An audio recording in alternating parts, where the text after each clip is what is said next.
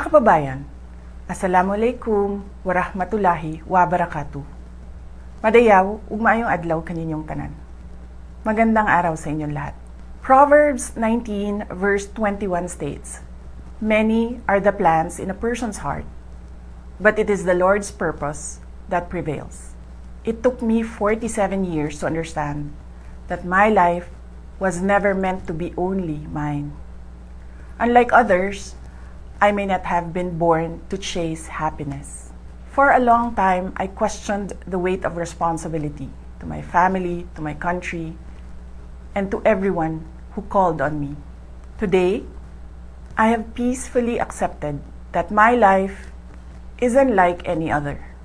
Sa unang mga buwan pa lang ng aming termino, nakita ko na ang kawalan ng katapatan ni Bongbong Marcos Jr. sa mga pangakong binitawan noong kampanya, pati na sa kanyang sinumpaang tungkulin para sa bayan. Dahil hindi ko kinayang maging bahagi ng 2025 national budget na tadtad ng katiwalian, pinili kong umalis sa gabinete. Kahit alam ko na mula pa noong 2023 na ang magiging kapalit nito ay ang aking impeachment. Mga kababayan, humihingi ako ng paumanhin.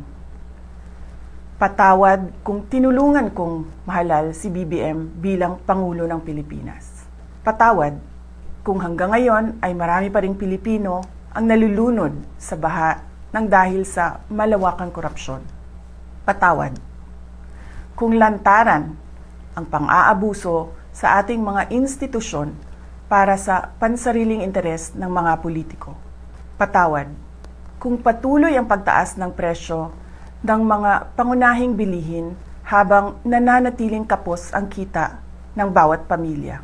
Patawad kung wala man lang tayong tunay na seguridad sa pagkain. Patawad kung may mga nagkakasakit at binabawian bigla ng buhay dahil sa kakulangan ng maayos at epektibong healthcare system. Patawad kung ang mga dinadaanan ninyong kalsada, tulay at proyektong pinondohan ng taong bayan ay madalas masira.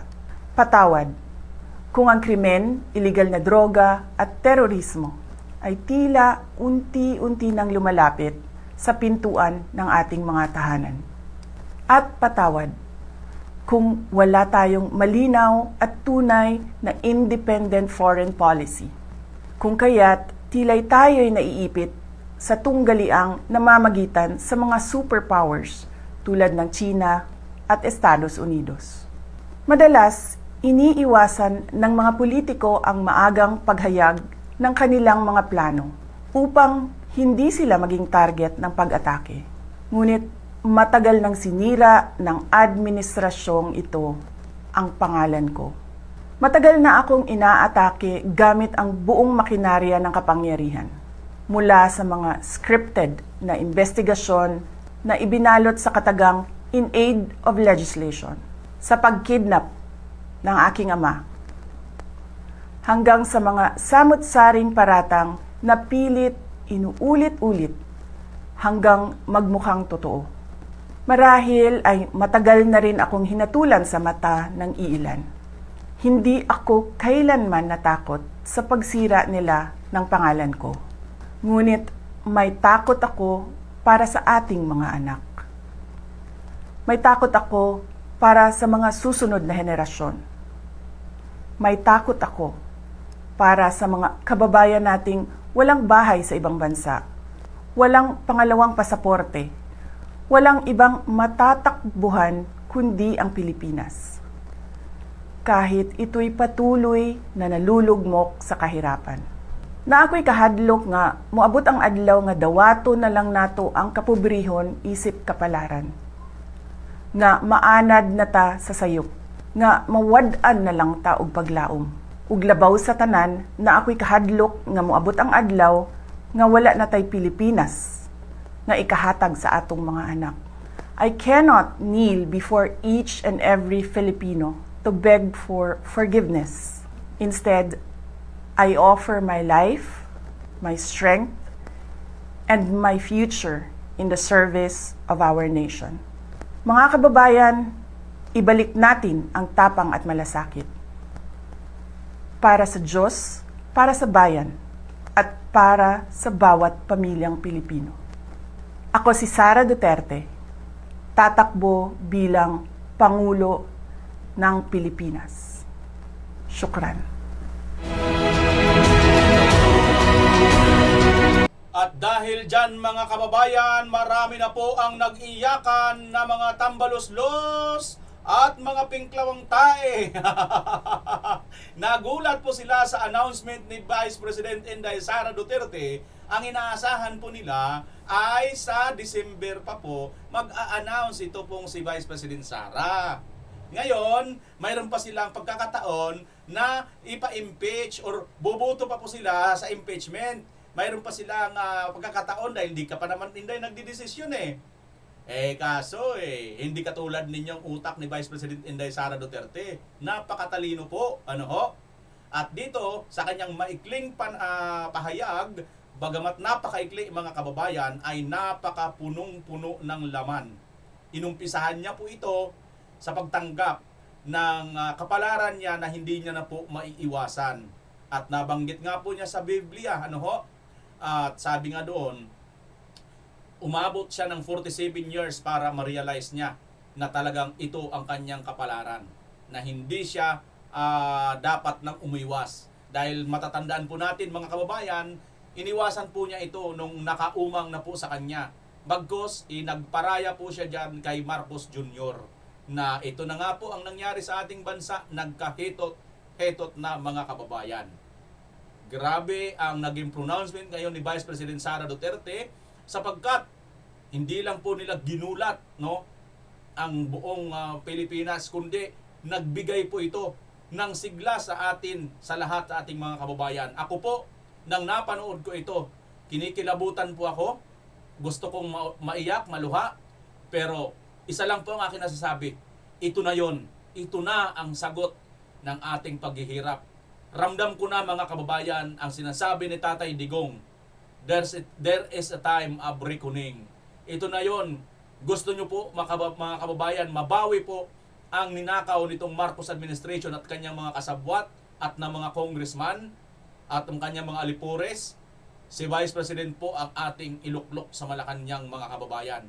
Dahil sa kanya po, siya lamang po ang bukod tangi na ito pong administrasyon na ito ay wala po siyang bahid.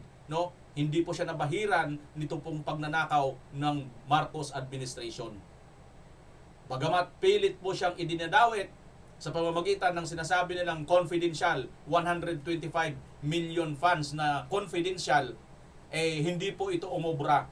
Dahil patuloy po na sinusuportahan ng taong bayan, tayong mga maliliit, ang nakakaunawa at alam po natin ang sitwasyon at katotohanan. Bagamat pilit po nilang sinasabi na si BP Inday dapat ang managot, pero hindi po nila pwedeng ipagkaila na ang katotohanan po na may mas napakalaki ang mga ninakaw sa bayan. Kung sakasakali man, tanggapin na natin na mayroon pong ginawang katiwalian, pero hindi po yan ang rason para hindi nyo rin mas lalo nyong pag-initan ang bilyon, trilyon na nandyan nga po sa Palasyo de Polvoron. Mga kababayan, kung inyo pong mapapansin to si BP Inday, napaka-unpredictable or itong mga Duterte. Dahil si Tatay Digong noon, nang tumakbo siya, ay substitute lang. Tapos na ang filing of candidacy. Sinubstitute lang siya ni Dinyo. At yun nga ang history mga kababayan. Pero kahit substitute lang, nung una napakababa pa sa survey, siya pa rin po ang ipinanalo ng taong bayan. Ang ginawa po kasi ni Tatay Digong, binulaga niya po ang mga oligarko. Kasi kung maagang nag-announce si Tatay Digong doon, mga kababayan, malamang hindi po si Tatay Digong nakaupo sa Malacanang. Dahil katulad ni Binay ay napaka-front runner, dahil nga po alam na ng lahat na tatakbo bilang Pangulo, ay yun nga, pinambakan po ng mga matitinding mga kaso na di umano. Di ba? Ngayon, bumagsak at eventually, parang blessing in disguise sa ating mga Pilipino dahil mayroon palang Duterte na dapat at yun ang dapat maluklok. Kumbaga, ginamit lang po na instrumento ng panahon ito pong mga dilawan para hindi po hindi makarating ang Binay at ang manalo ay ang Duterte. Dahil mga kababayan, wala pong naniniwala noon na mananalo ang Duterte. Sapagkat wala po siyang media, lahat po, no? Nagbayad pa nga siya sa ABS-CBN. Naalala nyo yun? Tapos, hindi pinalabas ang kanyang advertisement. Pero yung iba, pinalabas. Di ba ga, mga kababayan, kaya dito po nabansagan ng ABS-CBN na napaka-bias, di ba? Bias na media. At kita nyo naman, mga kababayan. So ngayon, ito si Vice President, iba naman ang kaso. Dahil, nag-announce na siya ngayon, malayo pa, 2028 pa. Halos 2 years pa bago dumating ang actual na eleksyon. Pero ngayon pa lang, ina-announce niya na.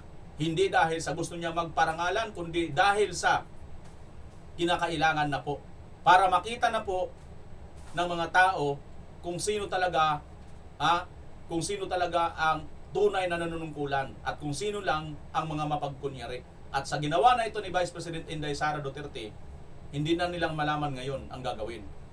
Sapagkat gusto sana nila, pumirma pa siguro sa impeachment, mangalap pa sila, pilitin pa nila, i-impeach si BP Inday Sara. Pero sa ginawa nito ng BP Inday Sara, I think, kung dati nagdadalawang isip sila, ngayon wala na pong second thought. Ang iniisip na lang ngayon ng mga congressman, at this is reality.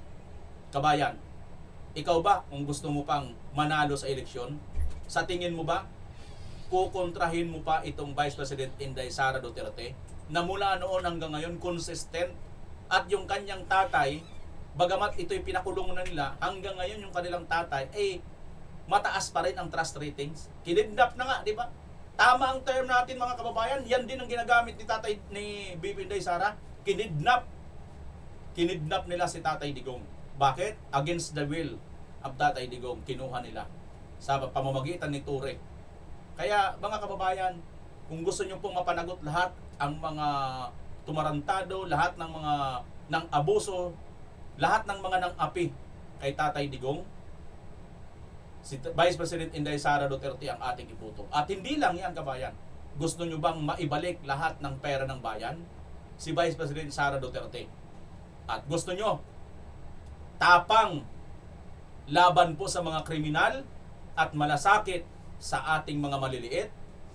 Vice President Sara Duterte. Yan po ang ipinakita at dahil dyan minahal ang Tatay Digong. Dahil mayroong tapang para doon sa mga kriminal at mayroong malasakit para naman sa katulad natin na mga inaapi ng mga kriminal, inaapi ng mga magnanakaw, inaapi ng nasa gobyerno, inaapi ng mga oligarko.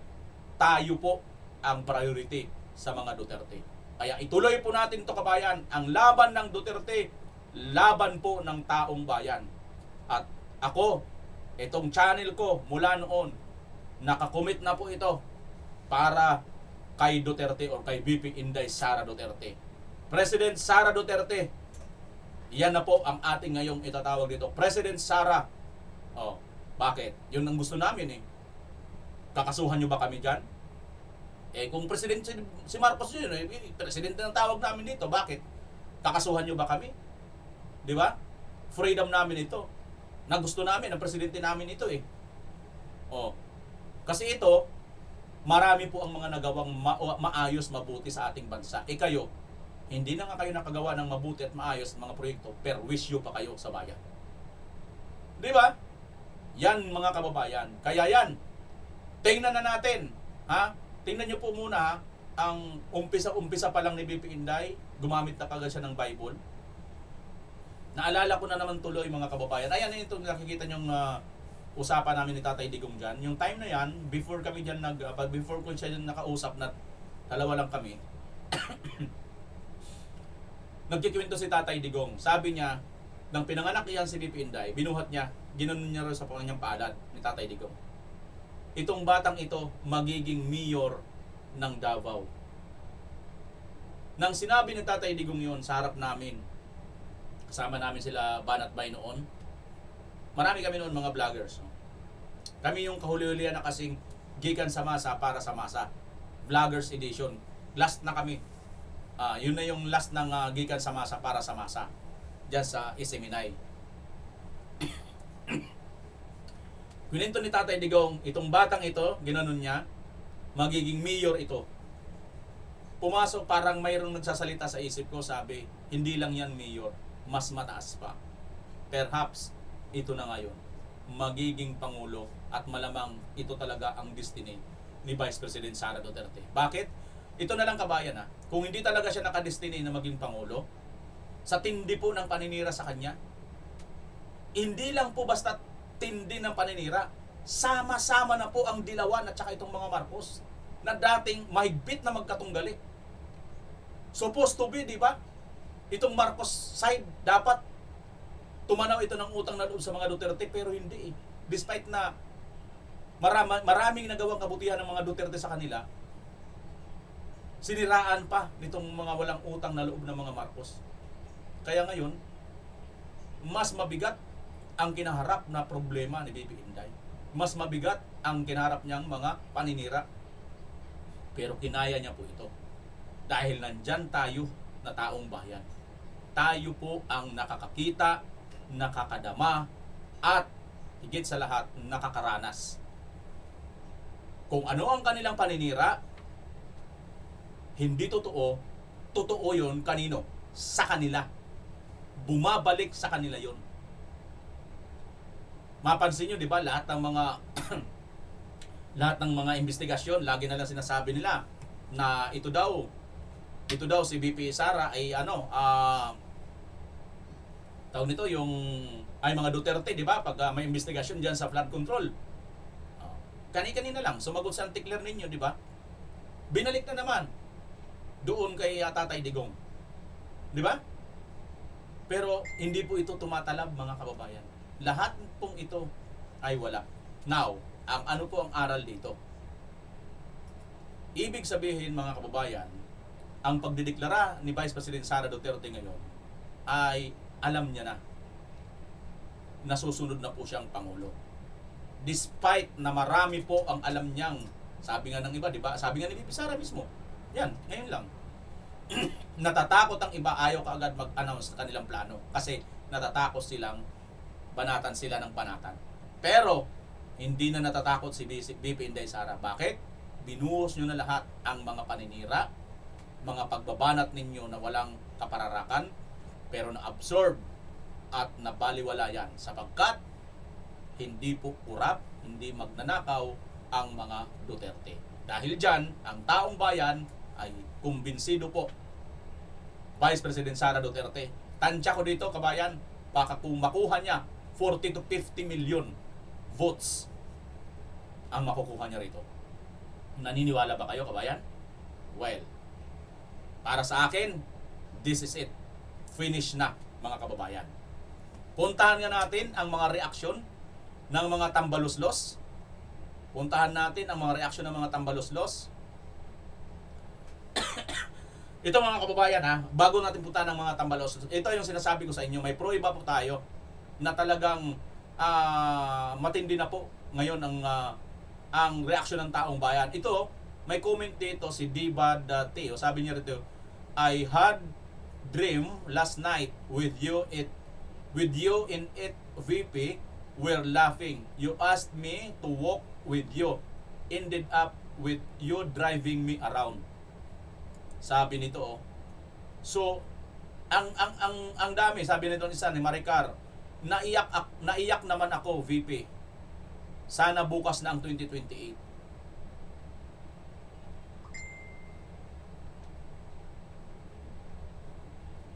Sabi nito Leo, iba ito magsalita. Si VP, unlike her father, fire and water, but the same current. I feel the empathy and purpose through in their heart. Puro parehas tayo ng pakiramdam, mga kababayan, no?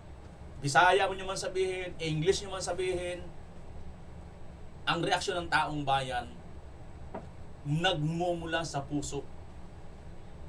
Hindi po ito sa utak lang, puso inang gagalingan. may tapang at malasakit. Dama mula pa kay Duterte at dito sa kanyang anak. Ganyan na ganyan at ito pa. Ito na mga kababayan, buhay na manong reaction na. Ha? Hundreds of thousand na kaagad.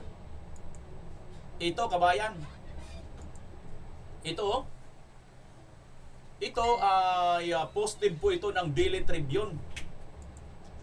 Daily Tribune po mga kababayan ay mayroon pong 1 million, 1.7 million followers. 1.7 million followers mga kababayan ito. May post sila dito. Ito yung post nila 4 hours ago kabayan. Ang post po nila, sabi dito, Vice President Sara Duterte as President sa 2028. Ang thumbs up, pwede. Ang heart, hard yes. Ang galit, hard no. Ang umiyak, ayan, awa na lang. Aalis na ako ng Pinas. O ito siguro sa Trillanes ito. Sino-sino mga kababayan? Si Father kaya, aalis kaya yan doon na yan sa dahig magmisa.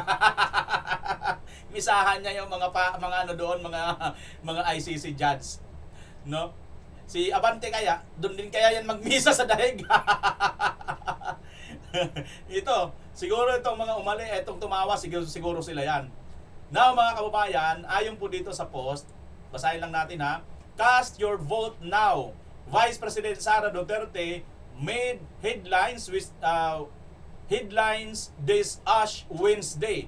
Ngayon pala Ash Wednesday mga kababayan, announcing her intention to run for president. Would you like to see another Duterte in Malacanang? Yan po yung tanong kabayan ha. Would you like to see another Duterte in Malacanang? Eto na. Ang nagsabi ng ang nagsabi mga kababayan, ito po ay 4 hours ago. Ang nagsabi ng gusto nila or ayaw nila or lalayas na lang sila, mayroon na pong 216,000 reacts at mayroon pong 5,500 comments at may 987 share. Punta po tayo sa reacts mga kababayan, sapagkat ang reacts ang pwede na at hard yes kay VP Sara yan. Tama hindi? Yung hard no at itong Diyos ko awa na lang at aalis ng Pilipinas, doon to kila Trillanes. Kila hard, kila Father Flavio yan, kila Saba. Ilan ba yan, BMR? Huwag mo kami binibitin. Ito na. Gaano ba karami sila? Charan! Tantararan! Ayan mga kababayan. Gaano ito karami? 148,000 ang nag-hard yes. Ano ang tanong? Ang tanong, would you like to see another Duterte in Malacanang? Sino yung mga nag-heart or hard yes? 148,000. This is 4 hours ago pa lang. Post po ito ng Daily Tribune. Sino yung mga galit na galit at ayaw? 29,000. Mayroon pang like, pwede. Yung mga nagsabing pwede, like, di ba? 19,000 kabayan. So, i-add natin yan. 19,000 plus 148, ilan na yun? Bawasan natin ng dalawa ito, magiging 150. Tama, hindi? Yung 19, babawasan natin ng 2,000.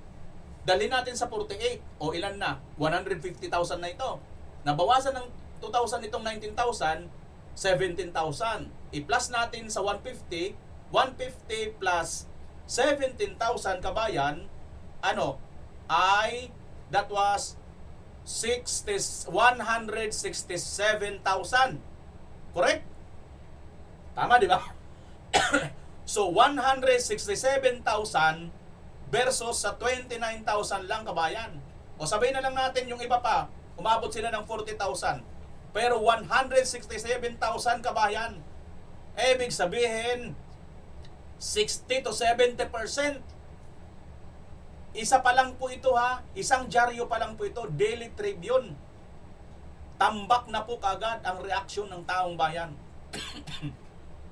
Ang tanong, maliwanag kabayan ha, would you like to see another Duterte in Malacanang? Yan po. At ang comment na 5,500, yes na yes. Ang Pangulo ko sa 2028, Sara Duterte, the most anticipated event of 2028, uuwi kami ng Pinas just to witness this historic moment, sabi ni Solly Ashley, o nasa ibang bansa. Sabi naman ni Captain Undo Flores, 89.9% said 89.9% said yes, 19.9% said no. O, halos 90% mga kababayan ang nagsabing yes. Di ba?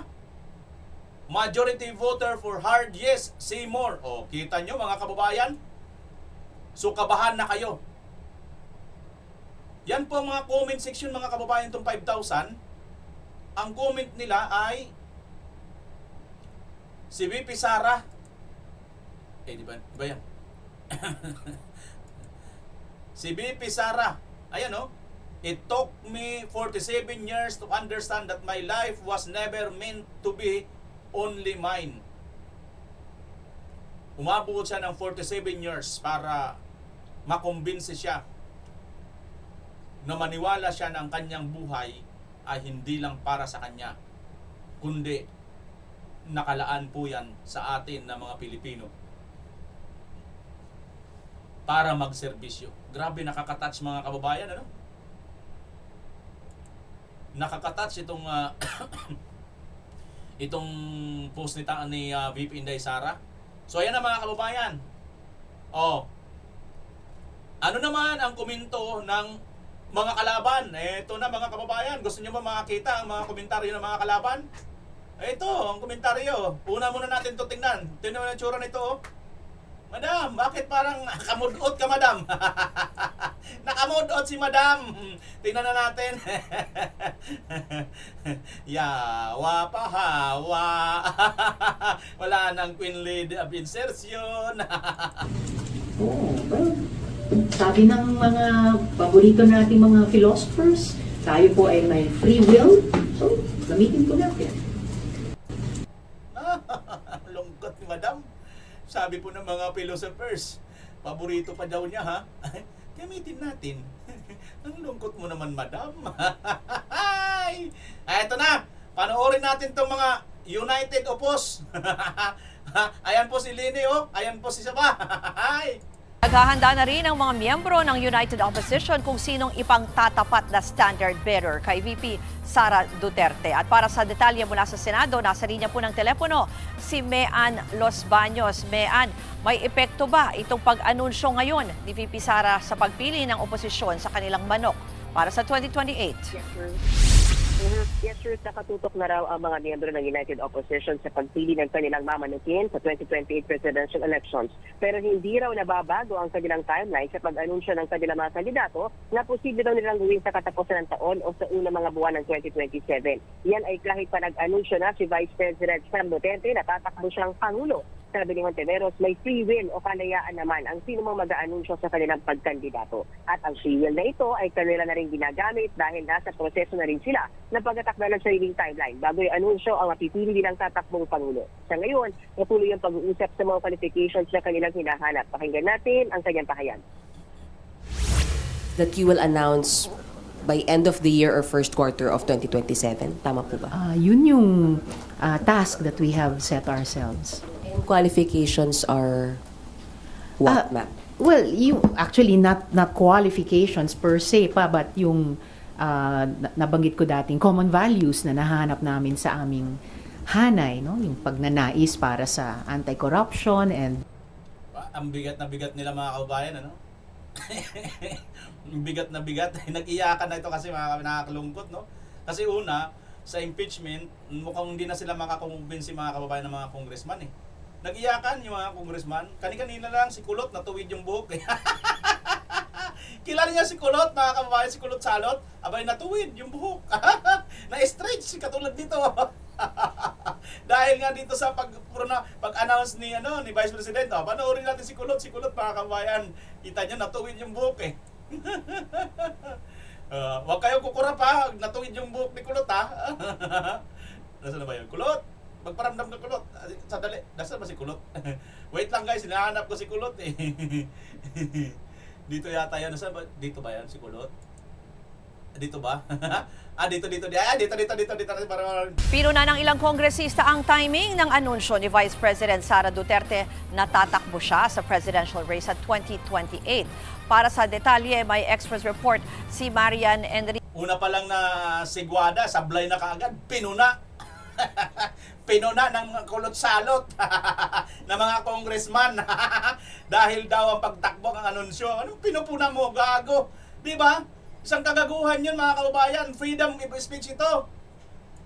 Enriquez Marian, kahit nga itong mga nagko-cover pala sa OVP, kinagulat yung announcement ni VP today. So ano ang sinabi ng mga kongresista? Pati yung mga reporter nagkagulatan kababayan. Kasi umaasa talaga sila sa katapusan pa nitong nitong 2026. Yun naman kasi mga kababayan sinabi ni Vice President Inday Sara Duterte. Para lang bigyan lang kayo ng mas lalo kayong ma-stress. Stressful na po sila mga kababayan. Kaya kumbaga, na-back to yun na natin, di ba? Tayo yung in-stress nila eh. O ngayon, sila na ngayon ang stress. Na-back to yun na natin. Kaya, Baby Sara, good job talaga itong ginawa mo na ito. Kahit papaano nabunutan kami ng tinik ng mga supporters. Tama hindi? Dyan, tungkol sa timing nga. Ruth, pawang pananakot at kalkulado ang timing. Yan ang banat ng Makabayan Block Emphasis talaga. Root, pawang pananakot at kalkulado ang timing. Anong pananakot doon? Nagdeklara lang ng tatakbo ng tawag nito? Tatakbo ng pagkapangulo. Pananakot na yun sa inyo? Napaka-weak nyo naman talaga, grabe. Tapos ngayon, ang tatapang pa ninyo, natatakot lang kayo, anak ng titing talaga. Iyan na kinatatakutan nyo, nag-declare lang. Di ba mga kababayan, sa kanila na mismo nang galing. Ha? Yung salitang pananakot, ibig sabihin, takot na takot pala sila talaga. Kaya pala, impeach ka na lang, Inday. Kasi takot kami pag nag-declare ka. Pag nag-declare ka, baka atakihin kami. Baka si Kulot, matuwid yung buhok. Yawa, pati Kulot matuwid. Tapos nang i-anunsyo ni Vice President Sara Duterte ang kanyang pagtakbo sa pagkapangulo sa 2028. Pinuna ni ACT Church Party List Representative Antonio Tino ang timing ni VP. Ayan na si Kulot. Ayan na si Kulot, mga kababayan. Ayan na si Kulot. Ito si Kulot na sabi dun yung kay sino ba ito? Si Chantal, di ba? Isa daw ito yata sa mga nakausap niya eh. Isa ito sa mga nag-recruit eh.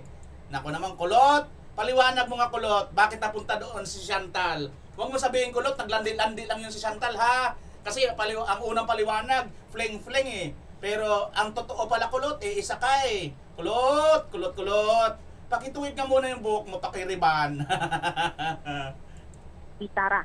Bakit parang sakto raw ito bago talakayin ng Kamara ang nakahaing mga impeachment complaint laban sa kanya? Matatandaan din na sinabi noon ng Vice na sa third quarter pa ng 2026 siya mag-a-announce sa kanyang plano sa 2028. Tingin tuloy nila Tino, paninindak ang ginagawa ng Vice sa mga kongresistang planong suportahan ang kanyang impeachment. Diit din ng Makabayan Block, wag na raw magpabudol sa mga gimmick ng mga Duterte. Dapat sagutin na lang daw ng Vice kung paano niya winaldas umano ang nasa 612 million pesos. Anong gimmick pinagsasabi mo at huwag magpabudol? Kayo yung budol, kayo yung gumigimik. Paliwanag nyo muna yung pera kung saan ninyo dinadala. Ang pera ng party list ninyo. Dahil itong si Tino, ang pinalitan niya, acting chair to, di ba? Ang pinalitan nito, si Franz Castro, convicted criminal, na napatunayan sa court, hanggang Court of Appeals, no? Diyan sa Dabnur na child abuse, di ba? Maraming mga kabataan nilagay niya sa pahamak. Saan nyo dinala ang pera? Yan yung binubudol nyo yung taong bayan at yung mga katutubo diyan sa Davao. Pesos na pondo ng taong bayan. Narito ang pahayag ni Teachers Party List Representative Antonio Tino at Kabataan Party List Representative Rene Co. Well, malinaw na kalkulado yung timing ng announcement bago isa lang at lumarga yung impeachment complaint laban sa kanya sa Kongreso. No, siguro tingin niya, matatakot niya, masisindak niya ang mga kongresista dahil patakbo siyang presidente. Pero makikita natin na Hindi matakot. dahil napakatibay ng batayan sa kanyang impeachment. Oo. Sabi mo pananakot. Hindi ba sila takot? Ikaw ba hindi ka ba takot?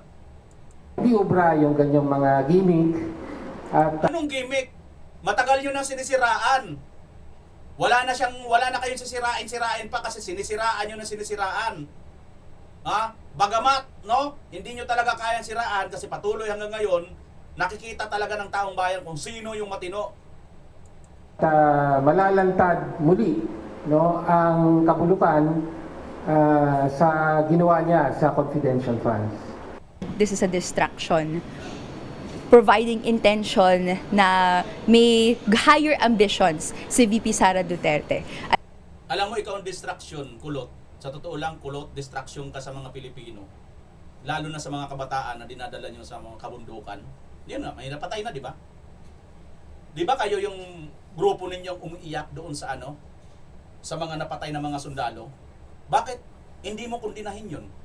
Kalaban ng gobyerno yun Inkwentro yun bakit nyo kinakampihan? Di ba kayo yung salot? Kayo yung disaster? Kalaban kayo ng gobyerno mismo Di ba mga kababayan? Makapagsalita ito si Kulot sarap talaga na hindi. Ano lang yun, nakakita lang ako sa Kulot. Yaw, Kol! Macha ka po, Kol!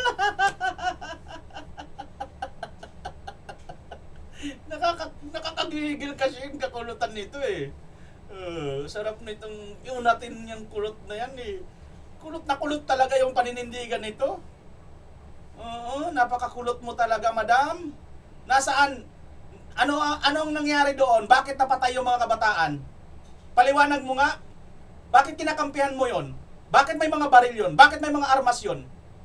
Paliwanag mo muna. Yan muna ang ipaliwanag mo. Hindi ba kayo yung totoong disaster sa mga kabataan? Kaya, wait ka lang. Kasi alam ko kung ano ang ibig sabihin ninyo sa disaster. Disaster talaga. Itong Presidenteng Sara Duterte at Rodrigo Duterte. Bakit?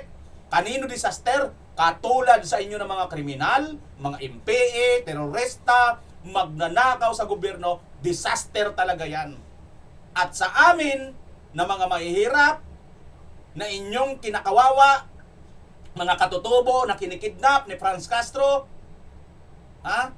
child abuse ni Franz Castro at ni Sator Ocampo, mga kasamahan ninyo, ng mga MPA, sa amin, malasakit yan ni Tatay Digong. Pero sa inyo, ng mga kalaban ng gobyerno, tapang ang makukuha ninyo. Disaster sa inyo.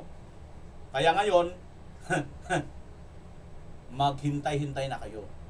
Tanggapin nyo na yung mahaba-habang stress. Mahaba-habang stress. Tingnan nyo, sinasabi ni Tinyo kanina, pananakot sa mga congressman. Tingnan natin kung hindi sila natatakot. Sige nga, kung may pipirma pa dyan, well, kung may pumirma pa, di okay, go lang. Basta lahat ng pipirma, i-announce lahat ang mga pangalan ng mga pumirma. Sigurado yan. Hindi na yan mananalo sa 2028. At this point in time, hindi ito ang tanong na dapat sinasagot ni VP Sara Duterte. Kayo, dapat kayong managot sa taong bayan at sagutin ninyo yung tanong, saan nyo dinadala ang mga kabataan? Bakit ka pinagtatanggol mo ang mga kabataan na napatay sa engkwentro ng mga militar? Instead, ang military, Dahil nasa gobyerno ka kuno, bakit hindi mo ipagtanggol? Bakit ang kalaban ng gobyerno, yun ang pinagtatanggol mo? Ipaliwanag mo yan. Yan ang sagutin ninyo mga animal. Sorry ha, sorry. Slip of the tongue lang yung sa animal na yon. Di ko alam, di naman kayo siguro animal. Ano lang kayo? Tambaluslos.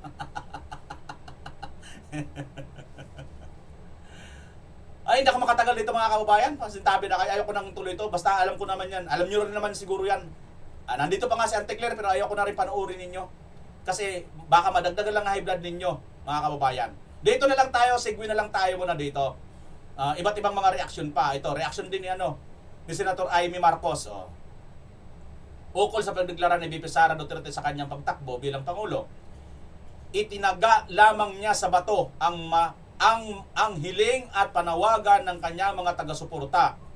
Kinonfirma rin niya ang takot ng kanyang mga kalaban. Ayan, tama, kinumpirma nga niya ang takot ng mga kalaban. Siya ang katauhan ng kabaliktaran ng administrasyong ito. Siya ang magbibigay ng direksyon sa kawalang patutunguhan ng bansa.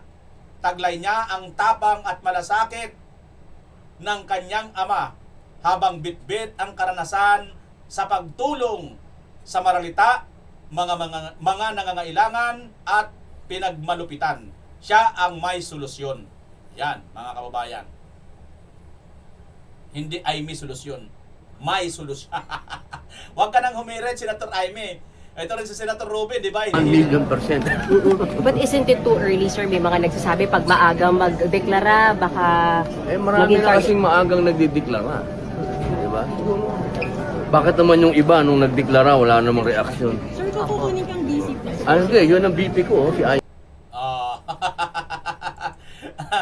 Di ba? Sabi ni Senator Ruben, bakit naman yung iba nagdideklara wala namang atraksyon? Alam mo na din, Senator Ruben, ibig lang sabihin nun, walang appeal talaga sa taong bayan. At talo po yun. At hindi po yun mananalo. Si Vice President kasi, ang pagdideklara niya, kumbaga ano lang ito, formalidad lang. Ang taong bayan kasi, kaya hindi makapagdesisyon, kasi si Vice President hindi nakakapagdesisyon. Ngayon na nagdesisyon na si VP Inday Sara, all out na po ang taong bayan ngayon. Dito na po ngayon masasabing mahihiwalay ang dikolor sa puti. Yan mga kababayan. Saan ka ba? Sa dikolor ka o sa puti? Bahala ka sa buhay mo. Kung pupunta ka pa rin sa mga kulay dilaw at pula, na tae at saka suka, doon ka kung gusto mo. Pero kami, berde. Berde para po sa Green Revolution. Green Revolution, di ba? Nag-aaral tayo ng Green Revolution, tawag dyan sa verde. Mga green leaves, mga green na mga gulay, di ba? Yan ang kakainin natin. Kaya maganda talaga ang green, no? Marapag yan ang kinakain natin, yung mga gulay na mga kulay green. Malusog ang ating katawan. Kaya naman pala. Kaya kulay verde ang kay VP Inday Sara para malusog ang mga Pilipino. Tapang at malasakit ang taglay ng ating babaeng agila. Babae man, may lalaking paninindigan at prinsipyo. At Senator Ruben, please lang, wag mo nang isingit yan si Super Ate. Lalo ka lang sisikat. Sikat ka na, Senator Ruben. Number 1 senator ka na. Ikaw na lang. Kung gusto mo, ikaw na lang o kaya si Senator Marcolita ang gawin nating Vice President, mga kababayan. So, kayo mga kababayan, sa tingin ninyo, sino ang mas magandang ipares kay Vice President Sara Duterte? Para sa akin lang, ito sarili ko lang opinion ha. Kahit sino, wala akong pake. Wala akong pake, no? Kung mayroon man, sana taga Norte or taga Luzon. Yun lang, no? Yun lang naman eh. Bandang Norte lang naman ay medyo may kulang kay VP Sara. Pero the rest, Luzon, South, Central at Metro Manila, hawak na yan ni VP Inday. Norte na lang talaga ang masasabi nating balwarte pa. May kunting balwarte pa dyan ang mga Marcos. Pero, kung kukuha man siya, sana yung bandang Norte. Kahit sino sa kanila, wag lang si Super Ate, ha? Senator Ruben, ikaw na lang kaya. Kayo mga kababayan, sino ba ang mas nababagay kay Vice President Sara Duterte? At sa tingin ninyo ba, finish na ngayon pa lang ang eleksyon 2028? President Sara Duterte. Isa po tayo sa mapalad mga kababayan. Ayun no? Ayun no? Ayun no? Baka sunod niyan, hindi na po yan Office of the President, kundi hindi na po yan Office of the Vice President, kundi Office of the President na po. At dyan magkikita at makakausap naman natin. Ayan, awan, sumili magagang pangit mo, Bimar. Ang itim-itim mo. Ang puti-puti kasi ni Bibi Inday Sara, grabe oh. Yan mga kababayan. So, abangan ninyo si Bimar sa Office of the President. Kayo kabayan, sino ang gusto ninyong itandem kay Vice President? Para sa akin, wag lang si super ate si Amy. Kahit sino na lang dyan, masaya na ako, kabayan. Alright? Muli, si Bimar Channel, ang masayang masaya at natanggalan ng stress. Kayo ba? Natanggalan din kayo ng stress? Kung natanggalan kayo ng stress at nakahinga kayo ng maluwag sa pag-declare ni BP Sara ng pagka-presidente ngayon, comment nyo po dyan sa baba. At pa-shoutout na rin, i-comment nyo kung gusto nyo ma-shoutout. Yan po mga kababayan. At punta po tayo sa mga gustong magpa-shoutout. Tingnan natin ang mga gustong magpa-shoutout. Tingnan natin, ito. Ang mga gustong magpa-shoutout dyan, i-shoutout natin. Teka, sandali. Ayun. Hello, Weimar. Good morning. Si Maalose. From Ipil, Zamboanga, watching. Sara Duterte supporters. Benedicto Suco. Ayun, no? Wow, it's amazing. Hindi kami papayag na hindi makauwi si Tatay Digong. Sabi niya. Banat dyan, Weimar. Sabi ni Makita Albay. Nawa Panginoon, matuluyan na yan mga kabayan. Kakabuisit talaga ito si Antikle, sabi ni, yan mga kabayan. Wala naman yata nagpa-shoutout, no? Kay Inday Style, oh. Yes, solid Duterte. From Luzon, ayan na nga sinasabi ko sa inyo, oh. Marcelo Lopez, saan kayo sa Luzon? Comment nyo mga kababayan kung saan kayo sa Luzon. Ang kailangan natin, norte, no? Norte, Northern Luzon na lang. Duterte pa rin kami, oh. Thanks God. Okay mga kababayan, maraming salamat muli sa inyong pagsama sa ating ginawang reaction video dito sa bago nating presidente, President Inday Sara Duterte. I-claim na natin yan kabayan, tanggalin na natin, itapon na natin ang stress, ibigay natin kay kulot. Stressin natin ang kanyang kulot para matuwid. Alright, Pilipinas, as always. Bye-bye!